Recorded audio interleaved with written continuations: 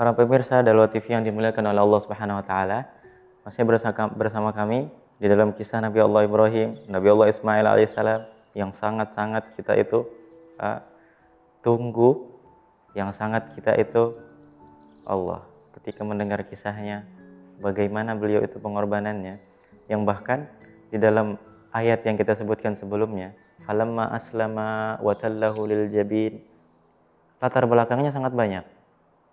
Ya, bagaimana Allah Ta'ala berikan sebuah kepasrahan, berikan sebuah sifat tawakal yang begitu besar kepada Nabi Allah Ibrahim alaihissalam, kepada Nabi Allah Ismail alaihissalam, dan kepada istrinya juga, ibunda daripada Nabi Allah Ismail alaihissalam, sebagaimana diceritakan di dalam hadis, ya, yaitu ketika syaitan itu mengetahui tentang Nabi Allah Ibrahim alaihissalam akan melakukan sesuatu tersebut adalah untuk mentaati perintah Allah. Bahwasanya syaitan berikrar. Syaitan itu mengatakan ketika dia itu mengetahui bahwasanya Nabi Allah Ibrahim alaihissalam akan memenuhi dan mematuhi perintah Allah Ta'ala, yaitu untuk menyembelih anaknya Nabi Allah Ismail alaihissalam, maka syaitan pun berkata bahwasanya aku akan menggoda Ibrahim dan keluarganya, putranya, istrinya, ibu daripada Ismail, ya, dengan godaan yang aku tidak menggoda seorang pun di antara umat manusia dengan godaan ini. Artinya dengan godaan yang sangat berat. Akhirnya apa? Ya, syaitan pun mulai untuk melakukan apa yang telah ia rencanakan. Maka pertama kali ia datang kepada ibu daripada Nabi Allah Ismail alaihissalam. Jadi pertama kali, kalau seandainya ada sebuah keluarga yang ingin dihancurkan oleh syaitan, yang akan didatangi pertama kali adalah seorang istri, ibu daripada anak-anaknya. Ya, ini adalah sebuah hal yang telah seakan-akan syaitan menunjukkan bagaimana dia itu melakukan kiat-kiatnya di dalam menggoda manusia. Maka di sini, ya, syaitan pun datang kepada ibunda Nabi Allah Ismail. Maka dia pun berkata, kamu itu lihat gak? Nabi Ibrahim, Nabi Ismail lagi kemana sekarang? Yang mana dia itu menyerupai seorang manusia. Ya. Maka istri ataupun ibunda daripada Nabi Allah Ismail alaihissalam, beliau pun mengatakan, ya, aku tahu dia itu pergi li hajatin. Dia itu pergi untuk sebuah hajat daripada keduanya. Maka syaitan pun berkata, dia itu tidak pergi untuk sebuah hajat, tapi sungguh dia itu tidak pergi daripada engkau kecuali dia itu ingin menyembelih daripada Nabi Allah Ismail alaihissalam. Maka mendengar hal tersebut, ibunda Nabi Allah Ismail mengatakan, enggak mungkin, ya, karena sesungguhnya Nabi Allah Ibrahim alaihissalam, dia itu sangat sayang, dia itu sangat cinta kepada Ismail. Enggak mungkin dia melakukan hal tersebut. Bahkan ketika dia itu sudah Allah Ta'ala sudah memisah antara Nabi Allah Ibrahim dan begitu pula istrinya dan Nabi Allah Ismail alaihissalam, maka beliau itu seringkali berkunjung kepada Nabi Ismail dan begitu pula ibundanya. Ya, yang mana diceritakan beliau itu seringkali dengan naik buraq datang ke kota Mekah untuk melihat keadaan daripada anak dan istrinya, ya, karena saking cintanya. Sehingga dengan hal demikian, dengan apa yang telah beliau perbuat, nggak mungkin beliau itu akan menyembelih anaknya. Akhirnya syaitan pun mengatakan bahwasanya annahu za'am, Nabi Allah Ibrahim alaihissalam, dia itu mengaku bahwasanya dia akan menyembelih anaknya karena diperintah oleh Allah Subhanahu wa taala. Coba kita lihat. Ya, seorang ibunda yang salehah, seorang istri yang salehah, ketika mendengar Allah yang merintahkan dan ketika ia faham bahwasanya suaminya itu adalah seorang nabi, bukan orang biasa, maka ia berkata, kalau seandainya emang Allah yang memerintahkan dia untuk menyembelih Nabi Allah Ismail, faqad ahsan an yuti'a rabbah, maka sungguh dia itu lebih baik atau dia itu sudah berbuat baik dalam mentaati Allah Subhanahu wa taala. Selesai masalah.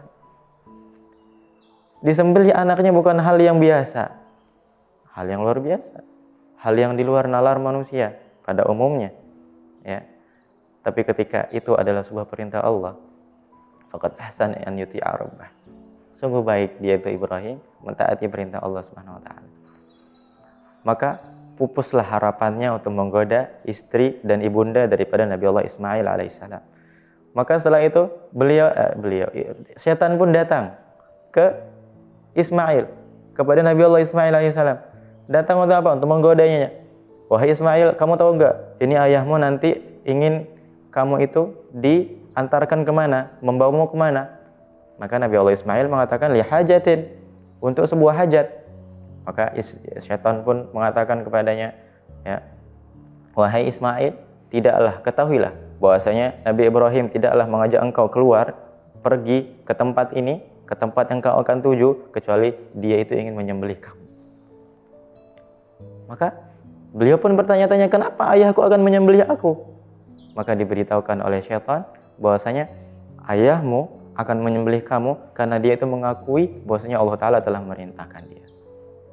Jawaban Nabi Allah Ismail alaihissalam tidak jauh beda daripada jawaban daripada ibundanya, yaitu kalau seandainya memang Allah yang memerintahkan, maka itu adalah sebuah hal yang bagus, maka itu adalah sebuah hal yang indah, maka itu adalah sebuah kebaikan. Selesai.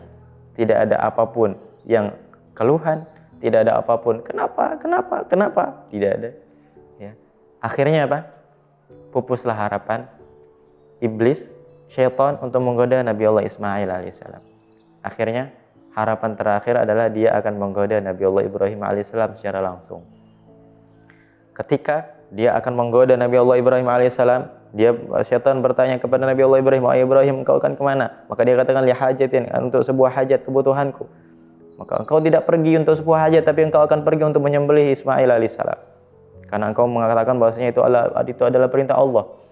Atau bahkan dikatakan dalam kitab tafsir, ya, bahwasanya syaitan itu langsung mengatakan kepada Nabi Allah Ibrahim alaihissalam bahwasanya engkau itu di dalam mimpi melihat syaitan, ya, mendengarkan perkataan syaitan bahwasanya syaitan itu memerintahkan engkau untuk menyembelih anakmu. Maka disitulah Nabi Allah Ibrahim alaihissalam tahu bahwasanya ini orang yang menggoda dia adalah iblis. Maka beliau pun mengatakan, pergilah engkau wahai musuh Allah. Selesai. Akhirnya godaan iblis pun, ya, akhirnya bisa dipatahkan oleh mereka. Tapi ternyata, ya, di sisi lain, ya, nanti setelah Nabi Allah Ibrahim alaihissalam, beliau itu sudah pergi, ya, menuju tempat yang akan disembelihnya Nabi Allah Ismail alaihissalam, maka di situ syaitan pun muncul. Arada nafsahu, muncul lagi. Fi Jamratil Aqabah beliau muncul, akhirnya dilempari dengan 7 batu. Kemudian setelah itu dia pergi, muncul lagi fi Jamratil Wusta, dilempari lagi dengan 7 buah batu. Kemudian pergi, lalu muncul lagi fi Jamratil Kubra, kemudian dilempar dengan 7 buah batu. Akhirnya iblis pun, syaitan pun pergi. Nah, berlanjut kepada firman Allah Ta'ala, falamma aslama wa tallahu lil jabin. Ketika beliau itu sudah bertawakal kepada Allah, kemudian sudah diposisikan Nabi Allah Ismail alaihissalam sebagaimana posisi disembelih, ya, wa nadainahu ya Ibrahim. Maka pada saat itu, ketika beliau menyembelih Nabi Allah Ismail alaihissalam, yang mana di situ disebutkan bahwasanya dalam kitab-kitab tafsir disebutkan ketika Nabi Allah Ibrahim menyembelih, maka seakan-akan leher daripada Nabi Allah Ismail tidak bisa tersentuh. Artinya dia tidak bisa terluka. Seakan-akan lehernya beliau itu ada benda yang keras yang menghalangi daripada terlukanya leher daripada Nabi Allah Ismail. Maka di saat itulah terdengar firman Allah Ta'ala, ya, qad saddaqta ar-ru'ya inna kadzalika najzil muhsinin. Bahwasanya engkau wahai Ibrahim sudah membenarkan perintahku, sudah melaksanakan perintahku dengan engkau itu hanya memposisikan Ismail alaihissalam dengan posisi engkau itu akan menyembelihnya, maka itu adalah sebuah hal yang telah memenuhi perintahku. Maka inna kadzalika najzil muhsinin. Maka begitulah kami itu akan memberikan sebuah balasan kepada orang-orang yang mematuhi perintah kami. Ya. Kemudian inna hadza lahuwal balaul mubin. Maka sesungguhnya ini adalah sebuah ujian yang sangat jelas. Artinya apa? Nabi Allah Ibrahim alaihissalam harus lebih memilih Allah Subhanahu wa taala daripada anak yang ia cintai dan ia harapkan. Yang mana Nabi Allah Ibrahim alaihissalam, ya, telah diberikan ujian yang sangat jelas bahasanya bagaimana ia itu lebih mematuhi perintah Allah Subhanahu wa taala daripada apa yang selama ini ia harapkan. Kemudian Allah taala berfirman, ya wa fadainahu bidzibhin azim. Maka kemudian kami gantikan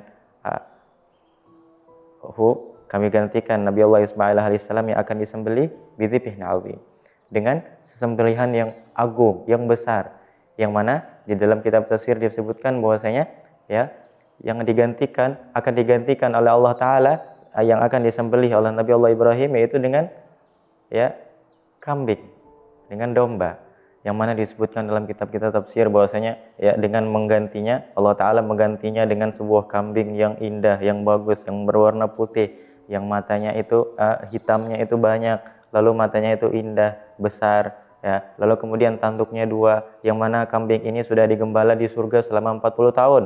Ya. Ya, yang mana namanya itu ya seringkali disebutkan yaitu dengan sebutan Jarir. Ya. Maka itulah wa fadainahu bidzibhin azim wa tarakna alaihi fil akhirin. Maka kemudian kami jadikan cerita daripada Nabi Allah Ibrahim alaihissalam sebagai sebuah hal yang indah, sebagai pujian, sebagai pelajaran untuk orang-orang setelahnya. Maka itulah apa yang patut kita kenang, patut kita sebutkan, yaitu bagaimana pengorbanan Nabi Allah Ibrahim alaihissalam, bagaimana Allah Ta'ala menjadikan kita ya pada saat ini merayakan Hari Raya Idul Adha seakan-akan kita merayakan apa yang telah dikorbankan daripada pengorbanan Nabi Allah Ibrahim dan Nabi Allah Ismail alaihissalam, daripada yang mana seperti disebutkan oleh sabda Nabi SAW, ya, yaitu tidaklah sesuatu itu lebih dicintai daripada Allah Subhanahu wa taala pada hari Idul Adha daripada menyembelih hewan kurban, yaitu daripada menggugurkan tetesan darah daripada hewan kurban. Sehingga ya semoga Allah Ta'ala akhirnya menjadikan kita sebagai hamba-hambanya yang senantiasa diberikan tawakal Allah Ta'ala, menjadikan kita itu dijadikan oleh Allah Ta'ala hamba-hambanya yang bisa meniru daripada perjuangan Nabi Allah Ibrahim alaihissalam, bisa mengambil sebuah hal yang baik daripada cerita Nabi Allah Ibrahim alaihissalam, dan semoga kita selalu dijaga oleh Allah Subhanahu wa taala. Amin amin ya rabbal alamin. Nasaudikumullah kullu amin wa antum bikhair. Wassalamualaikum warahmatullahi taala wabarakatuh.